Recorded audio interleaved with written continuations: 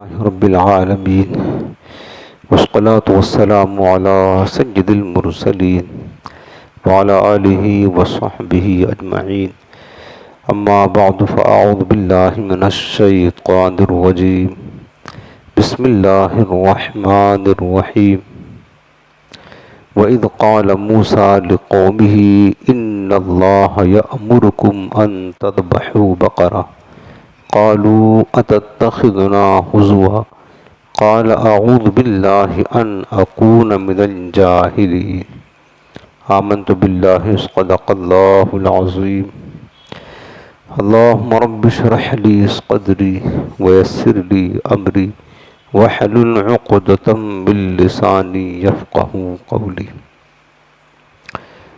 رسول کریم رؤوف الرحیم علیہ افضل الصلاۃ والتسلیم ارشاد فرماتے ہیں، جب دو مسلمان آپس میں ملے اور نبی کریم علیہ السلام پر درود پاک پڑھیں، دونوں کے جدا ہونے سے پہلے اللہ ان کے اگلے اور پچھلے گناہ معاف کر دیتا ہے۔ سبحان اللہ۔ لہٰذا میرے عزیزوں، یہ عمل اپنی زندگی میں نافذ کریں۔ جب بھی آپ مسلمانوں کے ساتھ مصافحہ کریں تو مصافحہ کرتے وقت درود شریف ضرور پڑھ لیا کریں، تو انشاءاللہ اس کی فضیلت بھی ملے گی، اور سب سے بڑی بات یہ ہے کہ ہمارے پیارے آقا علیہ السلام کی بارگاہ میں درود پاک پڑھنے کا شرف نصیب ہو جائے گا۔ کاش ہمیں یہ سعادت بار بار نصیب ہوتی رہے۔ آج یہ نہایت ہی محبت کے ساتھ دل لگا کر اپنے رحمت والے آقا کی بارگاہ میں درود و سلام کا نذرانہ پیش کریں۔ اللہم صل علی سیدنا و شفیعنا و کریمنا و نبینا و مولانا محمد وعلی آلہ و صحبہ وبارک وسلم۔ حاضرین محترم، قرآن عظیم کی تفسیر کا ہفتہ واری سلسلہ جاری ہے، اور اللہ تعالیٰ کا بے پناہ شکر ہے کہ رب نے ہمیں اپنے پاکیزہ مقدس کلام قرآن عظیم کو سمجھنے کی سعادت عطا فرمائی، اور درس قرآن میں شریک ہونے کا اللہ نے موقع عطا فرمایا۔ سورۃ البقرہ کی تفسیر چل رہی ہے، اور آج ہے سورہ بقرہ کی آیت نمبر 67 نمبر آیت۔ اس میں اللہ پاک نے فرمایا، وَإِذْ قَالَ مُوسَىٰ لِقَوْمِهِ إِنَّ اللَّهَ يَأْمُرُكُمْ أَن تَذْبَحُوا بَقَرَةً، اور یہ بنی اسرائیل کے بارے میں ساری آیات ہیں، پیچھے سے چلا رہا ہے بنی اسرائیل کا ذکر۔ اللہ تعالیٰ فرماتا ہوں، یاد کرو اس وقت کو جب موسیٰ علیہ السلام نے اپنی قوم سے فرمایا کہ بے شک اللہ یأمرکم، تمہیں حکم دیتا ہے، ان تذبحوا بقرہ، کہ ایک گائے ذبح کرو۔ قالوا، تو انہوں نے کہا، اتتخذنا ہزوا، اے موسیٰ کیا آپ ہم سے مذاق کرتے ہیں؟ قالا، تو حضرت موسیٰ علیہ السلام نے فرمایا کہ اعوذ باللہ ان اکون من الجاہلین، میں اللہ کی پناہ مانگتا ہوں کہ میں جاہلوں میں سے ہوں۔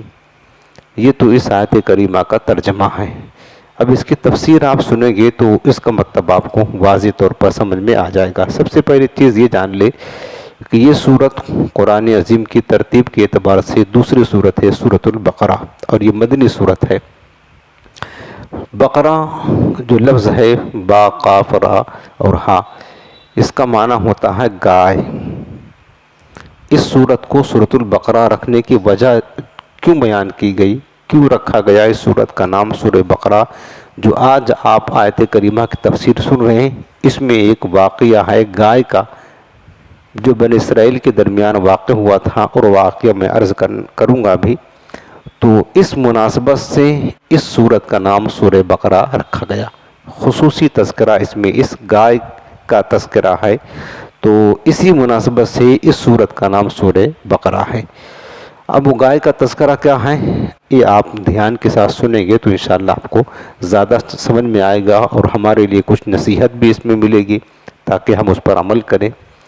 اس آیت اور اس کے بعد والی آیات میں یہودیوں کو جو واقعہ یاد دلایا جا رہا ہے اس کا خلاصہ یہ، یعنی یہ آیت نمبر 67 لے کر کے آپ یوں سمجھ لیں کہ آیت نمبر 73 تک 73 تک یہ پورا واقعہ اس میں بیان کیا گیا ہے۔ 67 سے لے کر کے 73 تک یہ پورا واقعہ جو بنی اسرائیل میں پیش آیا تھا اس کا ذکر کیا گیا ہے۔ سب سے پہلے میں آپ کو اختصار کے طور پر وہ واقعہ عرض کر دوں گا تو آپ کو پوری ان آیات کی تشریح اور اس کی تفسیر سمجھ میں آ جائے گی۔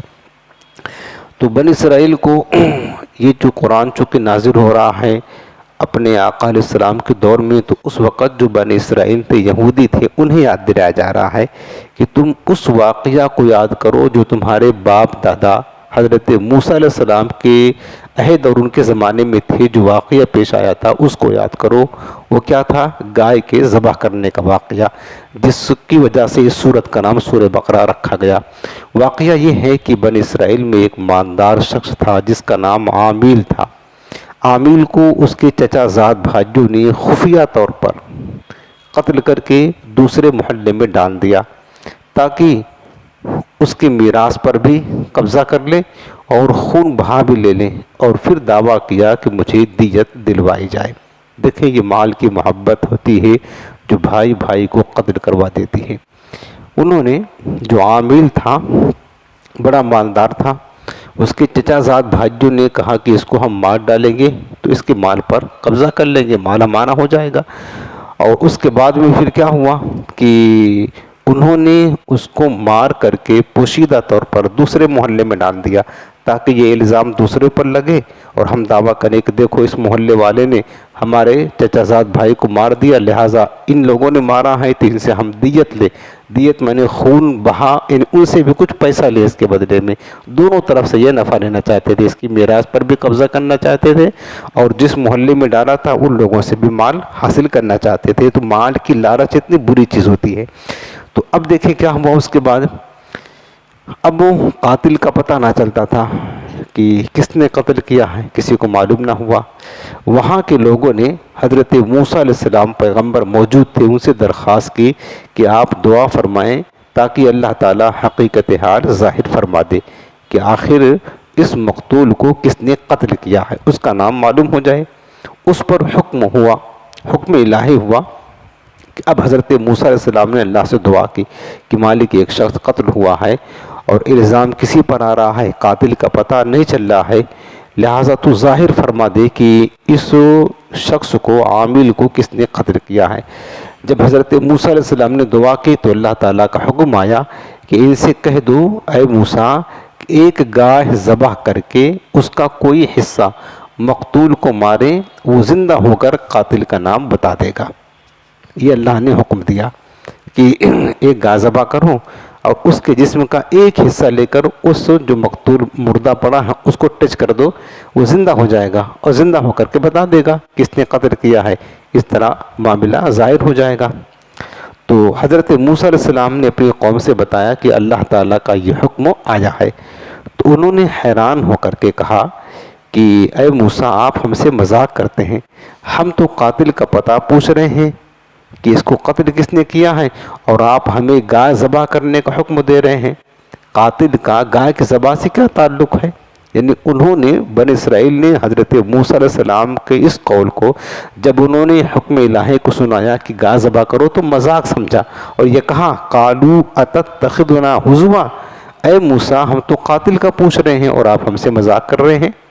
تو انہوں نے یعنی حضرت موسیٰ علیہ السلام کی بات کو نہیں مانا بلکہ اس کو مذاق سمجھا۔ اس پر حضرت موسیٰ علیہ السلام نے فرمایا کہ میں اس بات سے اللہ کی پناہ مانگتا ہوں، قال اعوذ باللہ ان اکون من الجاہلین، کہ میں مذاق کر کے جاہلوں میں سے ہوں۔ سمجھ لیں کہ میں مذاق نہیں کرتا، پیغمبر کا کام مذاق کرنا نہیں ہوتا ہے۔ پیغمبر جو بات کرتا ہے وہ سچی بات کرتا ہے، حکم الہی کے مطابق بات کرتا ہے۔ جیسے میرے آقا علیہ السلام کے بارے میں قرآن نے خود شہادت دی وما ينطق عن الهوى ان ہوا الا وحی یوحی، میرے حبیب کبھی بھی اپنی خواہش سے نہیں بولتے ہیں بلکہ جو بولتے ہیں اللہ کی وحی سے بولتے ہیں۔ تو پیغمبر کی شان یہ نہیں ہے کہ عام لوگوں کی طرح مذاق کرے، مذاق کرنا یہ جاہلوں کا کام ہے، پیغمبر کا کام نہیں ہے۔ تو حضرت موسیٰ علیہ السلام فرمایا کہ میں نے مذاق نہیں کیا، میں یہی حکم ربی ہے کہ تم گائے ذبح کر کے اس کا کوئی حصہ مقتول کو مار دو، وہ زندہ ہو جائے گا۔ جب بنی اسرائیل نے سمجھ لیا کہ گائے کا ذبح کرنا مذاق نہیں بلکہ یہ تو حکم الہی ہے، تو انہوں نے حضرت موسیٰ علیہ السلام سے اس کے اوصاف پوچھے کہ بتائیے پھر وہ گائے کیسی ہو، بوڑھی ہو، جوان ہو، کام کرتی ہو کہ کام نہ کرتی ہو، رنگ کیسا ہو، چھوٹی ہو کہ بڑی ہو، یہ ساری چیزیں انہوں نے سوال کرنا شروع کر دیا۔ اگر وہ کوئی گائے ذبح کر دیتے تو جائز تھا، لیکن وہ بار بار سوال کر کے قید بڑھاتے گئے، پھر ان پر سختی بڑھ گئی، لیکن اس کے تحت ایک حکمت یہ تھی، یعنی جب اللہ نے فرمایا کہ تم ایک گائے ذبح کرو، کوئی بھی گائے پکڑ کر کے ذبح کرتے اور اس کا حصہ مار دیتے، پتہ چل جاتا، لیکن انہوں نے کہا نہیں، قید لگاتے گئے کہ وہ آئے موسیٰ آپ دعا کریں، آگے آیت کریمہ میں آ رہا، میں آپ کو پڑھ کے بتاؤں گا کہ وہ گائے کیسی ہو، بوڑھی ہو کہ جوان ہو، اس کا رنگ کیسا ہو، وہ کام کیا کرتی ہو، کھیتی جوتتی ہو، مطلب کھیت جوتنے والی ہو یا ایسے رہنے والی ہو، یہ انہوں نے قید بڑھاتے گئے تو سختی ان پر خود بخود بڑھتی گئی، لیکن یہ بھی اللہ تعالیٰ کی بہرحال ایک حکمت تھی۔ بالآخر یہ حکم ہوا کہ ایسی گائے ذبح کرے جو نہ بوڑھی ہو اور نہ کم عمر بلکہ درمیانی عمر کی ہو، بدن پر کوئی داغ نہ ہو، ایک ہی رنگ کی ہو، رنگ آنکھوں کو بھانے والا ہو، یعنی خوبصورت ہو، اس گائے نے بھی کھیتی باڑی کی ہو، نہ کھیتی باڑی کو پانی دیا ہو، جیسے کہ جانوروں سے کھیتی باڑی کا کام لیا جاتا ہو، تو حکم الہی یہ تھا کہ وہ گائے ایسے نہ ہو کہ کھیتی باڑی کا کام کرتی ہو، کھیت میں پانی سینچتی ہو، ایسی نہ ہو۔ آخری سوال میں انہوں نے کہا کہ اب ہم انشاءاللہ راہ پا لیں گے۔ بہرحال جب سب کچھ طے ہو گیا تو ان کی تسلی ہو گئی، پھر انہوں نے گائے تلاش کرنا شروع کر دی۔ اب ایک خاص قسم کی گائے جو انہوں نے سوال کر کے بار بار سختی بڑھاتے گئے، تو اللہ تعالیٰ نے بتا دیا کہ یہ خاص قسم کی گائے جو نہ بوڑھی ہو نہ بالکل جوان ہو، بالکل درمیانی عمر کی ہو، رنگ بڑا خوبصورت ہو اور اس کی یہ کیفیت ہو، وہ سب بتا دیا۔ جب ان پر واضح ہو گیا کہ اس طرح کی گائے ذبح کرنی ہے، اب انہوں نے تلاش کرنا شروع کر دیا کہ یہ اس طرح کی گائے کہاں ملے گی، چونکہ ہر جگہ اس طرح کی گائے نہیں ملتی جس کیفیت کی گائے رب نے بتایا تھا۔ اب کیا ہوا کہ ان کے اطراف میں صرف ایک ہی گائے تھی، اس طرح کی گائے جو حکم الہی ہوا تھا، ایک گائے تھی، اور اس کا حال یہ تھا کہ بنی اسرائیل میں وہ گائے بھی بڑی کمال کی تھی، وہ آپ اس کا سورہ تذکرہ ہے کہ جو گائے ذبح کرنے کا حکم دیا گیا اس میں اللہ کی حکمت تھی، وہ گائے بھی با کمال تھی۔ اس گائے کی جو کیفیت اس نے تفسیر میں لکھا ہے، یہ تقریباً ہر تفسیر میں جو میں آپ کو عرض کر رہا ہوں یہ کئی تفسیر کا خلاصہ ہے، یوں سمجھ لیں۔ تفسیر روح البیان بھی ہم نے پڑھا دیکھا، تفسیر عزیزی بھی دیکھا، ابن کثیر بھی دیکھا، سراۃ الجنان بھی دیکھا، تبیان القرآن بھی دیکھا، سب تفسیر کا ایک نچوڑ ہمیں آپ کو سامنے پیش کرتا ہوں، تقریباً کچھ تبدیلی کے ساتھ اس کا مفہوم خلاصہ وہی ہے جو آپ سننے جا رہے ہیں۔ تو گائے کا حال کیا تھا؟ اس کا حال یہ تھا کہ بنی اسرائیل میں ایک نیک شخص تھا، اس کے پاس ایک چھوٹا بچہ تھا اور ایک گائے کا بچیا تھا جس کو کہتے ہیں بچڑا۔ وہ آدمی جو نیک صالح تھا بچڑے کو جنگل میں لے کر کے گیا اور اللہ تعالیٰ سے دعا کی، اللہم انی استودعک ہذہ العجلۃ لابنی حتی یکب۔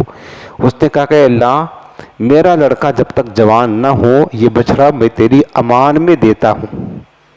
اب دیکھو اللہ کی ذات پر یقین اس کا کیسا تھا، جنگل میں چھوڑ دیا، کوئی پرسائن حال نہیں، اور کہتا مالک یہ تیری امان میں دیتا ہوں، میرا ایک بیٹا ہے، جب وہ جوان جب تک نہ ہو گائے کو نہ پالے تو اس کی حفاظت فرما۔ اس کے بعد پھر کیا ہوا، اس نے تو گائے کو اللہ کے حوالے کر کے واپس چلایا۔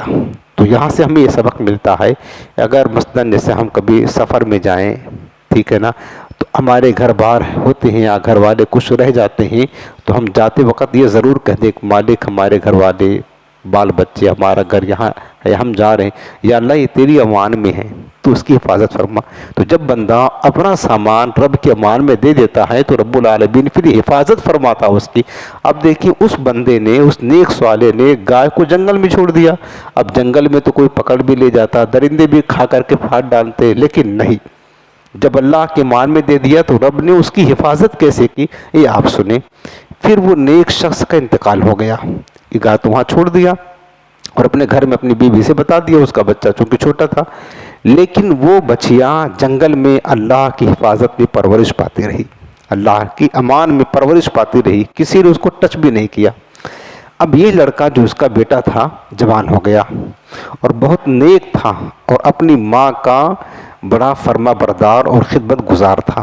یہ لڑکا رات کے 3 حصے کرتا، ایک حصے میں نماز ادا کرتا، ایک حصے میں جو ہے نا نماز ادا کرتا اور ایک حصہ ماں کی خدمت کرتا، ایک حصہ میں نیند یعنی سو جاتا تھا۔ صبح کو جنگل جا کر لکڑیاں کاٹ کر لاتا اور بازار میں بیچتا، جو کچھ حاصل ہوتا ایک حصہ اللہ کی راہ میں دیتا، ایک حصہ اپنے لیے اور ایک حصہ اپنی ماں کی خدمت میں پیش کرتا تھا۔ یہ اس کا معمول تھا، یعنی خود محنت کر کے حلال روزی کماتا اور حلال روزی جو اس کو میسر آتی اللہ کی راہ میں 3 حصہ کرتا، ایک اللہ کی راہ میں دے دیتا خیرات کرتا، ایک اپنی ذات کے لیے، ایک اپنی ماں کے لیے رکھتا، اور رات کا بھی 3 حصہ کرتا، ایک حصے میں نیند سوتا تھا تھوڑا، ایک حصہ رب کی عبادت میں گزارتا اور ایک حصہ ماں کی خدمت میں۔ معمول اس کا بڑا خوبصورت تھا اور بڑا نیک سیرت اور پرہیزگار تھا۔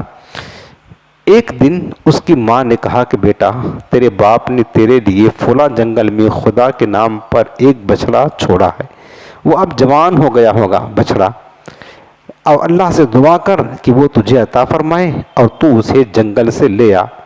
لڑکا جنگل میں گیا اور اس نے گائے کو جنگل میں دیکھا اور ماں کی بتائی ہوئی نشانیاں اس میں پائی، جو ماں نے کہا تھا کہ اس طرح کی گائے ہوگی، تو اس کو اللہ کی قسم دے کر بلایا کہ تجھے خدا کی قسم ہے تو میرے پاس آ جا۔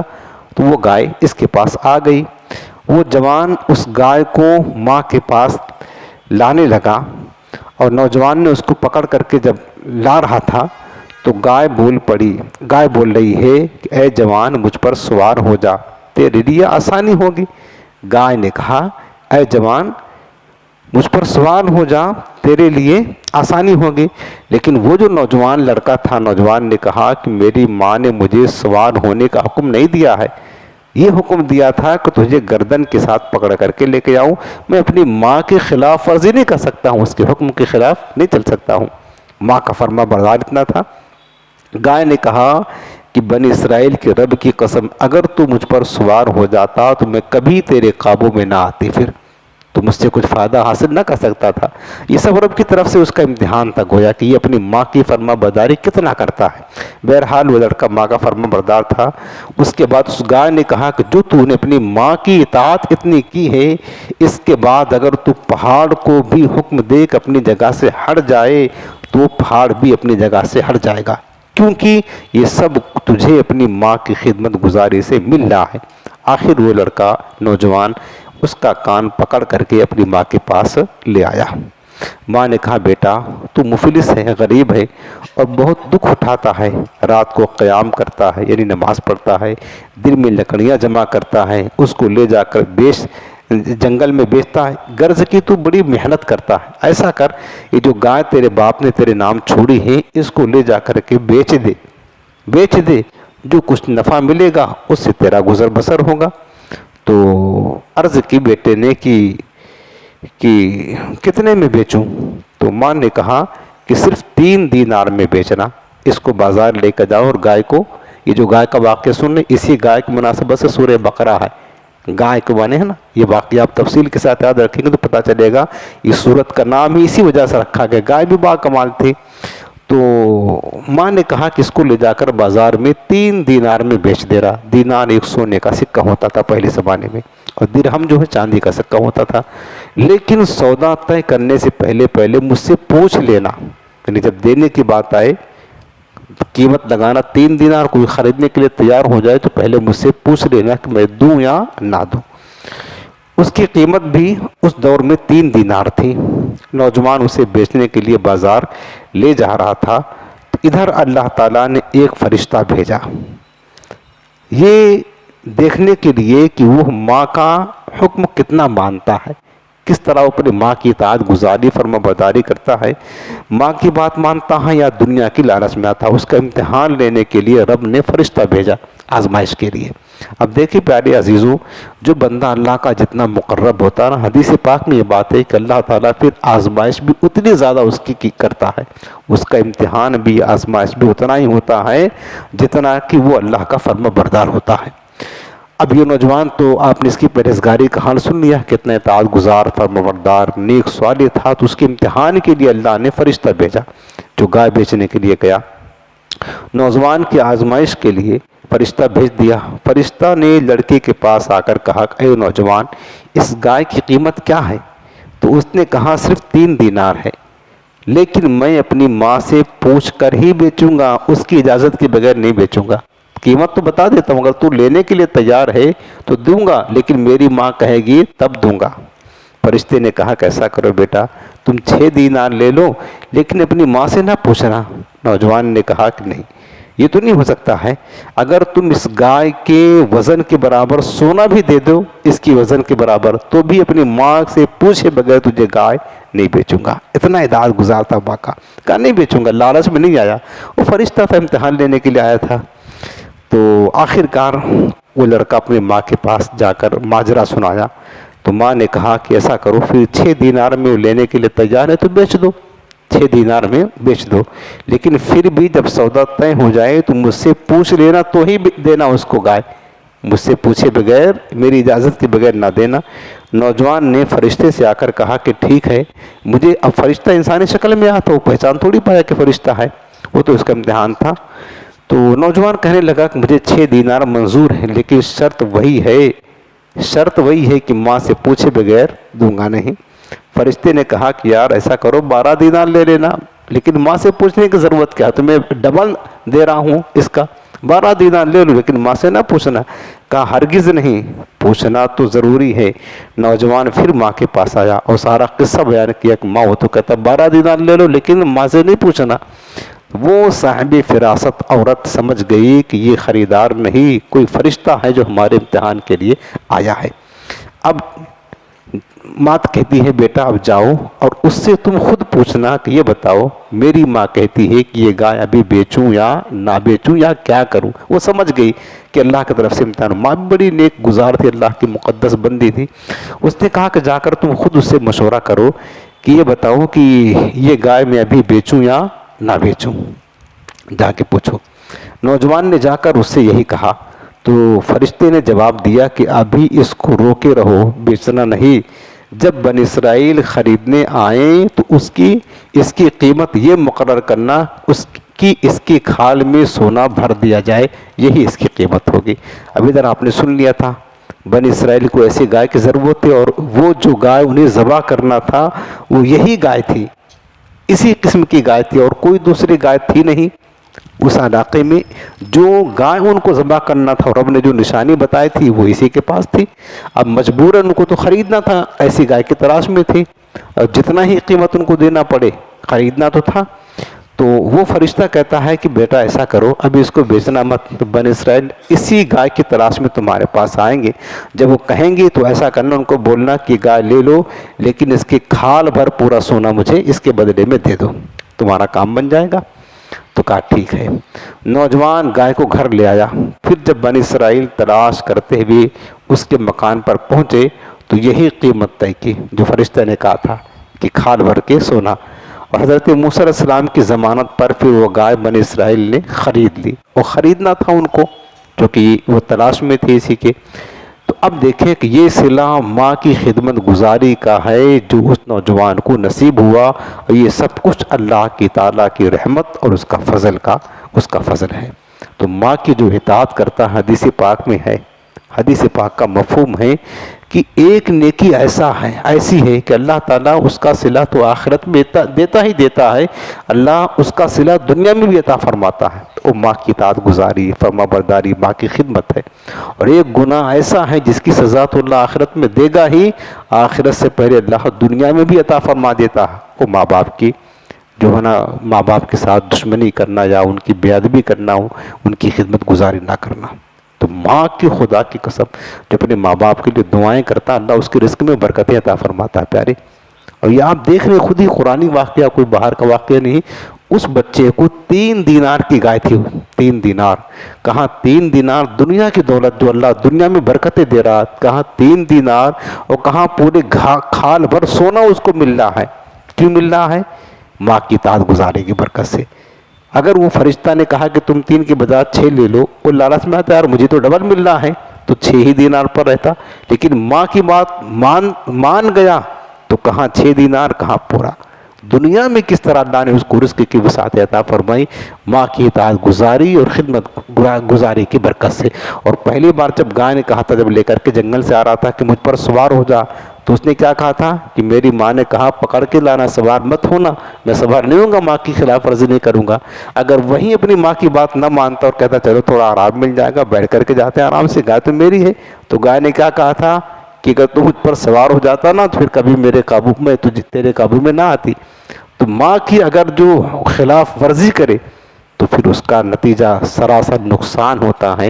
اور جو ماں کی اطاعت گزاری کرتا ہے، قرآنی واقعہ سے ثابت ہے کہ اللہ پھر اسے دنیا میں بھی مالا مال کر دیتا ہے۔ اور حدیث پاک کا مفہوم جو اپنے ماں باپ کے لیے روزانہ دعائیں کرتا ہے، صرف خدمت گزاری نہیں دعا کرتا ہے، اللہ اس کا رزق میں وسعت عطا فرماتا ہے۔ اور جو دعا کرنا چھوڑ دیتا ہے، اللہ اس کا رزق بھی منقطع کر دیتا ہے۔ صرف دعا کرنے کی برکت ہے، تو جو خدمت کرتے ہیں ماں باپ کی تو ان کو اللہ کتنا انعامات سے نوازے گا، اور یقیناً یہ ہے۔ تو میرے عزیزوں، اس واقعہ میں ہمیں نصیحت ہے، اگر ہمارے ماں باپ زندہ ہیں، ان میں سے کوئی زندہ ہے، ان کی اطاعت گزاری، خدمت گزاری میں ذرہ برابر بھی فرق نہ آنے دیں، ضرور کریں۔ اور اگر فوت ہو گئے ہیں تو ہر روز ان کے لیے 5 ٹائم دعا کریں، اللہ ان کی مغفرت فرمائے، ان کے درجات کو بلند کرے۔ یہ بھی ماں باپ کی خدمت گزاری کا ایک راستہ ہے، اللہ ہمیں نصیب فرمائے۔ یہ آپ نے پورا خلاصہ سن لیا، گائے کا واقعہ سن لیا، اور گائے ذبح کرنے کا جو حکم دیا وہ سن لیا۔ اب پورا یہ جو میں نے آپ کو بتایا، آیت نمبر 67 لے کر کے 73 تک اسی چیز کا تذکرہ اللہ نے فرمایا۔ اب قرآن کی یہ آیت سنیں، پھر سے ہم سناتے ہیں یہاں سے، اس کے بعد پورا خلاصہ میں نے عرض کر دیا، اب آیت کریمہ سنیں گے، ترجمہ سنیں گے تو آپ کو سب سمجھ میں آ جائے گا۔ آیت نمبر 67 شروع ہوتا ہے، وَإِذْ قَالَ مُوسَىٰ لِقَوْمِهِ إِنَّ اللَّهَ يَأْمُرُكُمْ أَن تَذْبَحُوا بَقَرَةً۔ اور جب موسیٰ علیہ السلام نے اپنی قوم سے کہا کہ بے شک اللہ تمہیں حکم دیتا ہے کہ گائے ذبح کرو، قالوا، تو انہوں نے کہا أَتَتَّخِذُنَا هُزُوًا، اے موسیٰ کیا آپ ہم سے مذاق کرتے ہیں؟ قال اعوذ باللہ ان اکون من الجاہلین، حضرت موسیٰ علیہ السلام نے فرمایا کہ میں اللہ کی پناہ مانگتا ہوں کہ میں مذاق کر کے جاہلوں میں سے ہوں۔ مذاق کرنا جاہلوں کا کام ہے، میں تو اللہ کا نبی ہوں، اللہ کا نبی کسی سے مذاق نہیں کرتا ہے۔ اب یہاں سے ہمیں یہ سبق ملتا ہے کہ آج ہم بھی دیکھتے اپنے 4 دوست بیٹھے ہوتے ہیں نا، کسی کو ٹارگٹ بنا کر اس کی کھلی اڑانا شروع کر دیتے ہیں، اس کا مذاق اڑانا شروع کر دیتے ہیں، اور اگر اس کو اذیت ہوتی ہے، تکلیف ہوتی ہے، دل آزاری ہوتی ہے، یہ تو حرام ہے، لیکن ہمارے دوست بیٹھ کر یہ کر رہے ہوتے ہیں، روزانہ کر رہے ہوتے ہیں، تو ایسا نہ کرے۔ مذاق اڑانا، کسی کا مذاق کرنا، یہ حضرت موسیٰ علیہ السلام فرما رہے، قرآن کی بات ہے، یہ جاہلوں کا کام ہے، اچھے لوگوں کا کام مذاق کرنا نہیں ہے۔ تو لہٰذا میرے عزیزوں، اپنے دوستوں کے ساتھ اس طرح مذاق کر کے، جس سے کسی کی دل آزاری ہوتی ہو، کسی کو مطلب تکلیف ہوتی ہو، اس طرح مذاق کر کے اپنا نام جاہلوں کے فہرست میں نہ شامل کرے۔ اللہ نے آپ کو مومن بنایا ہے، حضور کو امتی بنایا ہے۔ جاہل اللہ کو پسند نہیں ہوتے، یاد رکھنا۔ تو سنجیدہ مزاج رہا کریں، کسی کا مذاق بہرحال نہ اڑایا کرے کہ مذاق کرنا اچھی بات نہیں ہے۔ اس کے بعد اگلی آیت نمبر 68 میں قالو، جب انہوں نے حضرت موسیٰ علیہ السلام فرمایا نا کہ گائے ذبح کرو، تو قالو، انہوں نے کہا، میں نے پہلے بتایا تھا کہ صرف حکم تھا کہ ایک گائے ذبح کرو، کوئی بھی گائے پکڑ کر کے ذبح کر دیتے، کام ان کا ہو جاتا، لیکن اب وہ جو نا الگ سے قید خود لگا رہے، ایسا کرے ویسا کرے، جو ان کی فطرت تھی، طبیعت تھی، وہ اپنی طبیعت کے مطابق کرے تھے۔ بنی اسرائیل تو بڑے شریر تھے، تو قالو انہوں نے کہا ادعو لنا ربک یبدل لنا ما ہی، اے موسیٰ آپ اپنے رب سے دعا کرے کہ وہ ہمیں بتا دے کہ وہ گائے کیسی ہوں۔ قالا تو حضرت موسیٰ علیہ السلام نے فرمایا انہو یقول انہا بقرۃ لا فارض ولا بکر۔ حضرت موسیٰ علیہ السلام فرمایا کہ اللہ تعالیٰ فرماتا ہے کہ وہ ایک ایسی گائے ہو جو نہ تو بوڑھی ہو اور نہ بالکل کم عمر ہو، عوان بین ذالک بلکہ ان کے درمیان ہوں۔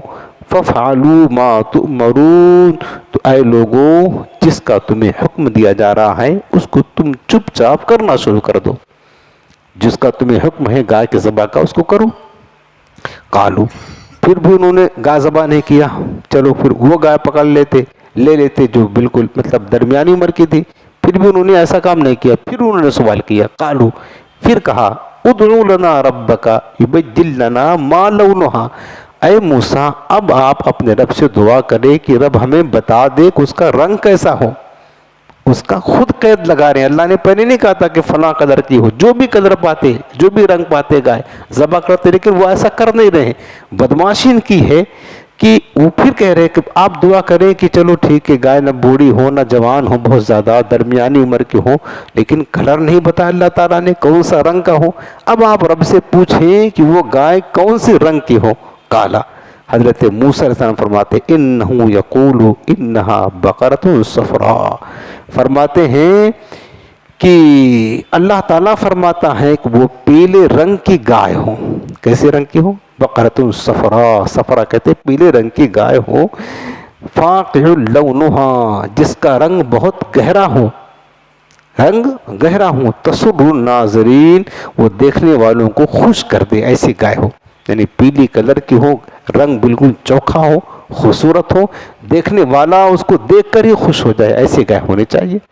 تو اللہ نے یہ حکم دیا، جب انہوں نے رنگ کا پوچھا تو اللہ نے یہ حکم دیا۔ قالو تو انہوں نے کہا پھر کہا کہ ادعو لنا ربک یبدل لنا ما ہی۔ اب دیکھو بار بار یہ دعا کروا رہے ہیں حضرت موسیٰ علیہ السلام سے کہ اے موسیٰ آپ اپنے رب سے دعا کرے کہ وہ ہمیں ہمارے لیے واضح طور پر بیان کر دی کہ وہ گائے کیسی ہو۔ ان البقرہ تشابہ علینا بے شک گایوں میں تو ہم کو شبہ پڑ گیا ہے، وَإِنَّا إِن شَاءَ اللَّهُ لَمُهْتَدُونَ اور بے شک اگر اللہ نے چاہا تو ہم ضرور راہ پا جائیں گے، وہ گائے ہمیں مل جائے گی، آپ ہمارے لیے دعا کریں۔ حضرت مولا کائنات علی مرتضیٰ شیر خدا کرم اللہ تعالی وجہ الکریم اس آیت کریمہ کے تحت تفسیر میں فرماتے ہیں کہ جس نے زرد رنگ کا، زرد کہتے ہیں پیلے کلر، یلو کلر بولتے ہیں شاید، تو جو اس گائے کا کلر تھا حضرت مولا علی فرماتے ہیں جس نے زرد رنگ کا جوتا پہنا اس کے غم قلیل ہوں گے، یعنی تھوڑے ہو جائیں گے، کیونکہ اس رنگ کے متعلق اللہ تعالیٰ نے کیا فرمایا کہ تسر الناظرین جو اس کو دیکھتا ہے تو دیکھنے والوں کو خوش کر دیتا ہے، یہ رنگ ایسا ہے، تسر الناظرین دیکھنے والا اس کلر سے خوشی محسوس کرتا ہے، روح البیان میں لکھا ہوا ہے۔ اور حضرت ابن زبیر رضی اللہ عنہ سیاہ رنگ کے جوتے پہننے سے منع کرتے تھے، کیونکہ سیاہ یعنی بلیک کلر، سیاہ رنگ غم اور علم لاتا ہے، اور حدیث پاک میں ہے کہ بنی اسرائیل اگر انشاءاللہ نہ کہتے تو ان کے لیے گائے کا بیان کبھی بھی نہ ہوتا، یعنی گائے کبھی نہ پاتے۔ انہوں نے آخر میں کیا کہا؟ وَإِنَّا إِن شَاءَ اللَّهُ لَمُهْتَدُونَ اگر اللہ نے چاہا تو ہم ضرور راہ پا جائیں گے۔ تو میرے آقا کریم نے فرمایا کہ اگر وہ انشاءاللہ نہ کہتے تو پھر کبھی بھی وہ گائے نہ پا سکتے تھے۔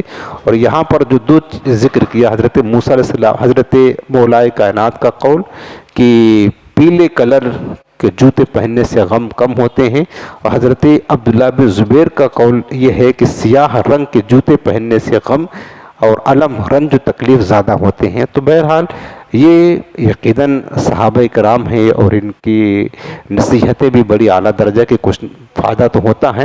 بہرحال شریعت میں یہ کالے بلیک کلر کا جوتا چپل پہننا حرام، گناہ، ناجائز کچھ بھی نہیں ہے، گناہ نہیں ہے، پہن سکتے ہیں لیکن بچنا چاہیے بلیک کلر کے جوتے چپل استعمال کرنے سے۔ بزرگوں کا جو قول ہوتا ہے اس میں بہت ساری حکمتیں ہوتی ہیں پیارے، تو بچنا چاہیے، جیسے کہ براؤن کلر ہے وہ پہن لے، پیلا کلر ہے کوئی اور پہن لے، اگر بلیک کلر سے بچنا چاہیے تاکہ ہمارے زندگی میں غم کم ہو، اور اگر کوئی پہنتا ہے تو اس کو برا نہ مانے، پہننا گناہ بھی نہیں ہے، بالکل شریعت میں جائز ہے۔ اب اس کے بعد جب انہوں نے کہا کہ ہمیں واضح طور پر بتائیں کہ گائے کس طرح ہونا چاہیے، قالا، حضرت موسیٰ علیہ السلام فرمایا انہ یقول انہا بقرۃ لا ذلول تثیر الارض ولا تسقی الحرث، فرمایا کہ اللہ تعالیٰ فرماتا ہے کوئی ایسی گائے ہو کہ جس سے خدمت نہ لی جاتی ہو، جس سے خدمت نہ لی جاتی ہو کہ زمین جوتے اور نہ کھیتی کو پانی دے، بالکل بے عیب ہو، بالکل بے عیب ہو، مسلمۃ لا شیۃ فیہا، بالکل بے عیب ہو، اس میں کوئی داغ بھی نہ ہو، اس میں کوئی داغ بھی نہ ہو۔ جب یہ بتا دیا کہ ایسی گائے ہوں کہ جو کام وغیرہ نہ کرتی ہو، کھیتی باڑی کا کام نہ کرتی ہو، بالکل بے عیب ہو، بے داغ ہو، صاف ستھری گائے تمہیں ذبح کرنا ہے۔ جب یہ سب کچھ سوال کر کر کے پوچھ لیا، تب انہوں نے آخر میں کہا قالوا الآن جئت بالحق، کہا اے موسیٰ اب آپ نے جا کر صحیح بات کی، مکمل بات بتائی، یعنی جب صحیح پوچھ لیا انہوں نے اور اتنی سختی لگا دی، تب جا کر کہتے ہیں قالوا، تو بولے الآن جئت بالحق، اب آپ نے جا کر کے پورا واضح طور پر ہم کو بیان کیا، اب جا کر کے بیان کیا۔ فَذَبَحُوهَا، تو انہوں نے پھر اس گائے کو ذبح کیا، وَمَا قَادُوا يَفْعَلُونَ، حالانکہ وہ ایسا کرنے والے نہیں تھے۔ اتنی سختی انہوں نے خود قید لگائی، جب سختی ہو گئی تو وہ کرنے والے نہیں تھے، لیکن اب مجبوراً حکم الہی تھا، حضرت موسیٰ علیہ السلام کا جلال تھا، نہ کرتے تو غضب نازل ہوتا، انہوں نے کرنا تو نہیں تھا لیکن پھر انہیں کرنا پڑا۔ بنی اسرائیل کی مسلسل سوالات اور اپنی رسوائی کا اندیشہ اور گائے کی مہنگی قیمت سے یہ ظاہر ہوتا تھا کہ وہ ذبح کرنے کا قصد نہیں رکھتے تھے، گائے اتنی مہنگی، مگر جب ان کے سوالات کا مکمل تسلی بخش جواب مل گیا تو انہیں پھر ذبح کرنا ہی پڑا۔ انہوں نے بار بار سوالات کر کے قید بڑھائی تو اب گائے ان کو ذبح کرنا تھا۔ اس واقعہ سے کئی چیزیں معلوم ہوتی ہیں، جو نصیحت نکلتی ہے۔ تفسیر میں لکھا ہے کہ بنی اسرائیل کے نبی کے فرمان پر بغیر ہچکچاہٹ کے عمل کرنا چاہیے، اور عمل کرنے کے بجائے چوں چرا کرنا یہ بے ادبوں کا کام ہے، جیسا کہ بنی اسرائیل نے کیا تھا۔ نبی کسی بات کا حکم دے دے، یہ کرو، آنکھ بند کر کے سر تسلیم خم کر کے فوراً لگ جانا چاہیے اس میں، چوں چرانا کہ ایسا کریں، کیوں کریں، کیسا کریں، ایسا نہیں کرنا چاہیے۔ اگر ایسا کریں گے تو خود اپنے اوپر سختی جھیلیں گے۔ دوسری نصیحت یہ ہے کہ پیغمبر جھوٹ، دل لگی اور کسی کا مذاق نہیں اڑاتا ہے، بلکہ ان تمام عیبوں سے پاک ہوتا ہے۔ البتہ خوش طبعی ایک بہترین صفت ہے، یہ ان میں پائی جا سکتی ہے، لیکن جاہلوں کی طرح مذاق کرنا یہ پیغمبر کی شان نہیں ہوتی ہے۔ شرعی احکامات سے متعلق بیجا بحث مشقت کا سبب بن جاتا ہے، خود ہی مشقت کا سبب بن جاتا ہے۔ انشاءاللہ کہنے کی بہت برکت ہے۔ حضور نبی کریم صلی اللہ علیہ وسلم نے فرمایا کہ اگر بنی اسرائیل انشاءاللہ نہ کہتے تو کبھی وہ گائے نہ پاتے۔ اگر لہٰذا ہماری نصیحت یہ ہے کہ ہم کبھی آئندہ کوئی کام کرنے والے ہوں تو پہلے کہیں کہ انشاءاللہ ضرور ہم یہ کام کریں گے، تو انشاءاللہ کی برکت سے اللہ کی مدد شامل حال ہوتی ہے اور وہ کام کرنا ہمارے لیے آسان ہو جاتا ہے، یہ کہنا چاہیے۔ اس کے بعد فرمایا کہ انشاءاللہ کہنے کی یہ برکت ہے، جو اپنے اہل و عیال کو اللہ کے سپرد کر دے اللہ تعالیٰ اس کی بہترین پرورش فرماتا ہے۔ جیسے کہ میں نے شروع میں عرض کیا تھا، اس نیک شخص نے اپنی گائے جنگل میں لے جا کر کہا مالک میں تیرے امان میں دیتا ہوں تو اس کی حفاظت فرما، تو اللہ نے اس کی حفاظت کیسے فرمائی کہ اس کے بیٹے کے جوان ہونے تک اس گائے کو محفوظ رکھا، اور کتنی باکمال گائے ہوئی یہ دیکھ لیا آپ نے۔ تو فرمایا اسی طرح ہمارے لیے بھی ہے کہ ہم بھی اپنے اہل و عیال کو بلکہ اپنے ذات کو بھی اللہ کے امان میں دے سکتے ہیں کہ مالک میں بھی اور میرے اہل و اولاد، میرا گھر بار سب تیری امان میں ہے، اللہ تو حفاظت فرما۔ اللہ رب العالمین ضرور اس کی حفاظت فرماتا ہے۔ جو اپنا مال اللہ تعالیٰ کے بھروسے پر اس کی امانت میں دے تو اللہ تعالیٰ اس میں برکت دیتا ہے۔ والدین کی فرما برداری اللہ تعالیٰ کو پسند ہے، اور اس کا صلہ دنیا میں بھی کیا ملتا ہے، وہ آپ نے پیچھے گائے کے بارے میں سن لیا۔ ماں باپ کی خدمت و اطاعت کرنے والوں کو دونوں جہان میں برکتیں ملتی ہیں۔ یہ تو دنیا کا صلہ ہے، اور آخرت میں اللہ نے کیا انعام تیار کر رکھا ہے وہ شمار سے باہر ہے، ماں باپ کی خدمت کی صلہ۔ اس کے بعد آیت نمبر 72، اس میں بھی وہی ذکر ہے۔ اللہ پاک فرماتا ہے کہ وَإِذْ قَتَلْتُمْ نَفْسًا فَادَّارَأْتُمْ فِيهَا، اور اے بنی اسرائیل جب تم نے ایک شخص کو قتل کر دیا تو ایک دوسرے پر اس کی تہمت ڈالنے لگے، اس کا الزام لگانے لگے، کہ جب پوچھا گیا کہ قاتل کون ہے، کوئی کہتا ہے کہ تم ہو، کوئی کہتا ہے کہ تم ہو، کوئی کہتا ہے کہ وہ ہے، ایک دوسرے پر الزام ڈالنے لگے۔ واللہ مخرج ما کنتم تکتمون، حالانکہ اللہ ظاہر کرنے والا تھا اس کو جس کو تم چھپا رہے تھے۔ تم تو ایک دوسرے پر تہمت لگا رہے تھے کہ فلاں نے قتل کیا، فلاں نے قتل کیا، لیکن اللہ تعالیٰ اس کو ظاہر کر کے رہے گا، اور اللہ نے ظاہر کر دیا۔ اس آیت میں اسی واقعہ کو بیان فرمایا جس کا واقعہ پچھلی آیت میں گزر چکا ہے۔ اس کا ذکر دوبارہ کیا گیا تاکہ بنی اسرائیل کو ان کی حق دھرمی اور شقاوت پر دوبارہ سرزنش کیا جائے۔ یہ واقعہ پیچھے ابھی سن رہے ہیں آپ، یہ گزر چکا، دوبارہ ذکر کیا گیا تاکہ بنی اسرائیل کی شرارت پر ان کو سرزنش کیا جائے، ان پر عتاب نازل کیا گیا کہ تمہیں ایسا نہیں کرنا چاہیے تھا۔ بہرحال رہا یہ سوال کہ اس مقتول کو اس طرح کیوں زندہ کیا گیا، جبکہ اللہ تعالیٰ حضرت موسیٰ علیہ السلام کی دعا سے ویسے ہی زندہ فرما دیتا۔ آخر اس سے پہلے بھی تو 70 بنی اسرائیلیوں کو زندہ فرمایا تھا۔ آپ کو واقعہ یاد ہوگا، میں نے پیچھے درس میں بتایا تھا، حضرت موسیٰ علیہ السلام جب 70 افراد کو لے کر کوہ طور پر گئے تھے اور کیا کہتے ہیں معافی مانگنے کے لیے، تو انہوں نے کچھ ایسی بے ادبی کی جس سے کیا ہوا کہ وہ سارے کے سارے مر گئے طور پہاڑ کے قریب۔ تو اللہ نے حضرت موسیٰ علیہ السلام نے اللہ سے دعا کی کہ مالک کے مر گئے ہیں، بنی اسرائیل اس کا انتظام ہم پر دیں گے تو زندہ فرما دے۔ حضرت موسیٰ علیہ السلام کی دعا سے 70 بنی اسرائیلی دوبارہ زندہ کیے گئے۔ لیکن یہاں پر دیکھیں ایک شخص مرا ہے، اور انہوں نے کہا، بنی اسرائیل نے کہا اللہ سے دعا کریں کہ یہ زندہ ہو جائے اور یہ بتا دے قاتل کون ہے۔ تو حضرت موسیٰ علیہ السلام نے دعا کی، لیکن ان کی دعا پر زندہ نہیں کیا گیا ایک مردے کو، اور طور پر 70 لوگوں کو زندہ کیا گیا، 70 مردوں کو۔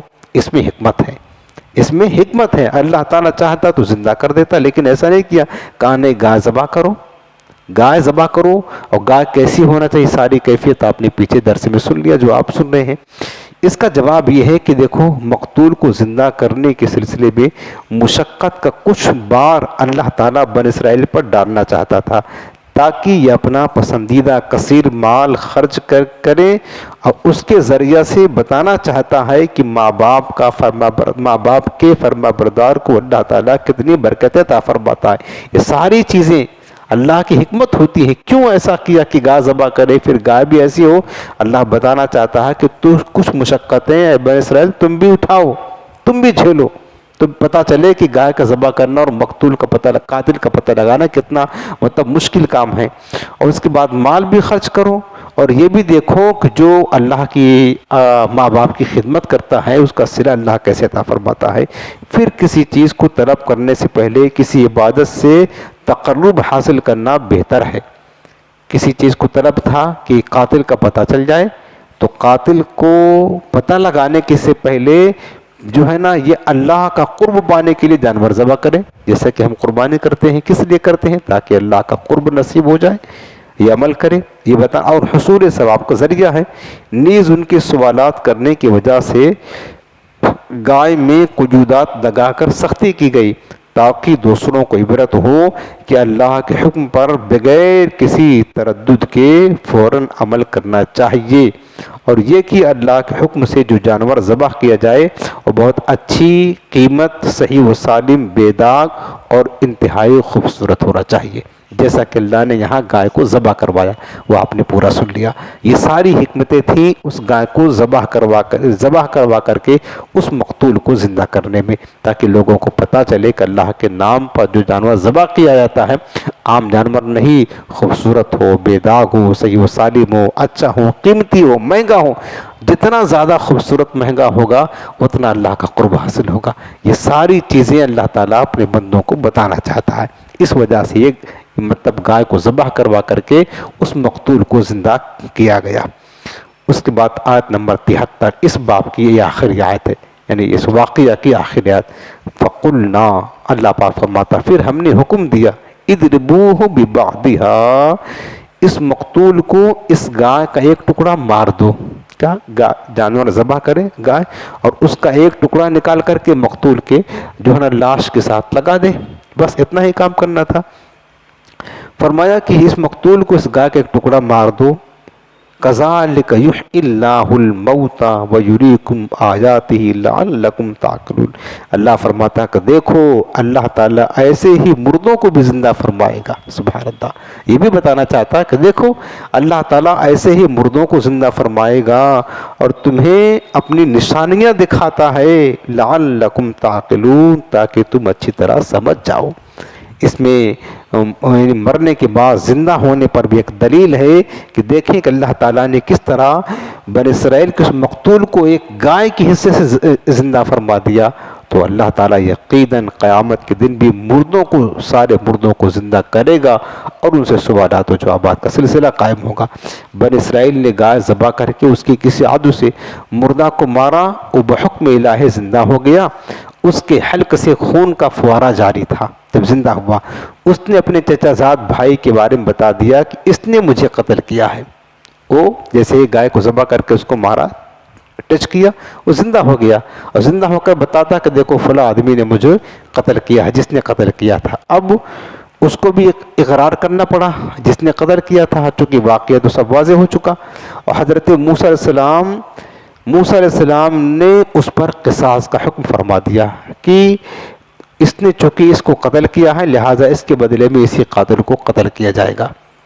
اب دیکھیں کہ مال کی جو محبت میں لوگ ایک دوسرے کو قتل کرتے ہیں، غصب اور جو چھینا جھپٹی ہو رہی ہے نا، اس قاتل نے اس لیے قتل کیا تھا عامل کو تاکہ اس کا مال لے لے اور خون وہاں بھی لے لے۔ نہ خدا ہی ملا نہ مثال صنم، نہ ادھر کے رہے نہ ادھر کے رہے، دونوں طرح سے مال سمیٹنا چاہتا تھا۔ نتیجہ کیا نکلا کہ نہ ادھر کا مال ملا نہ ادھر کا مال ملا۔ حضرت موسیٰ علیہ السلام فرمایا کہ قصاص کے بدلے اسی کو قتل کر دیا جائے، اور اس کو قتل کر دیا گیا، پڑا رہا مال سب یہیں پڑا رہا اور وہ قتل ہو گیا، مر گیا۔ تو یہ مال کی محبت، مال کی لالچ کا یہ انجام ہوتا ہے جو آپ نے سنا۔ اس آیت مبارکہ میں اللہ تعالیٰ نے مردے کو زندہ کرنے کے اس واقعہ سے قیامت کے دن بھی مردوں کو زندہ فرمائے گا دلیل قائم کیا، کیونکہ وہ مردے زندہ کرنے پر قادر ہے اور روز جزا حساب لینا اور مردوں کو زندہ کرنا یہ بھی حق ہے۔ اللہ کی قدرت اختیار میں ہے اور ایسا کرے گا۔ ان کافروں کے لیے جو کفار مردوں کو زندہ کرنے پر جو ہے نا مردوں کو قیامت کے دن زندہ کرنے کے قائل نہیں، اس واقعہ سے ان کے لیے بھی ایک بہت بڑی دلیل ہے کہ دیکھو اللہ تعالیٰ جب بنی اسرائیل کے ایک مردے کو زندہ کر سکتا ہے، وہ بول سکتا ہے، تو قیامت کے دن بھی اللہ تعالیٰ تمام مردوں کو زندہ کرے گا، بولنے کی طاقت دے گا، وہ بولیں گے بھی اور ان سے حساب و کتاب بھی لیا جائے گا۔ اللہ تعالیٰ ہمیں قرآن کے فیضان سے مالا مال فرمائے۔ یہ واقعہ کی پوری تفسیر جو ہے نا آیت نمبر 73 تک مکمل ہو گئی۔ اب یہاں سے دوسری بات کا تذکرہ کیا جائے گا، انشاءاللہ آئندہ درسوں میں سنیں گے۔ اللہ ہمیں سمجھنے کی توفیق نصیب